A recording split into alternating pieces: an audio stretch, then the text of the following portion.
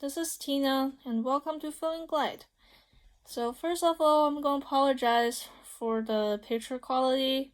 I don't have a camera yet, and I'm just right now talking to my iPad. It feels a little bit weird, but anyway, let's jump into this. Sugar gliders. This channel is talking about sugar gliders as pets and how to take care of them, how to feed them, how to bond with them so they can do really cool tricks that jump to your hand and stuff. And because if you go back 20 years, sugar gliders are not a very common thing, and I still won't say they're very common right now, but yes, throughout the past 20 years, there have been more and more people getting interested in this little tiny creatures, and then they were actually really amazing. However, because they're not as common as dogs and cats, there are quite an amount of misinformation online. And what I'm trying to do is, on this channel, trying to give you the most unbiased information I can get, because personally I own gliders. I have 8 of them, and I want to make sure for anyone who want to get more gliders, make sure they can take care of it properly, make sure you have time for them, and so on and so forth.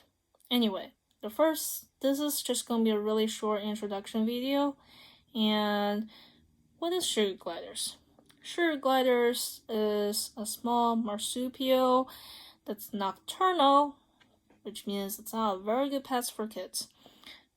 And they have a really thin flap that connects their arms and legs so they can glide. And in the forest where they actually originally from, they eat insects, and they also love the sugary nectar from the trees there. That's why they're called sugar gliders. Anyway, what do sugar gliders looks like? Here, let me show you one of them. This is Appa, and he is obviously a male.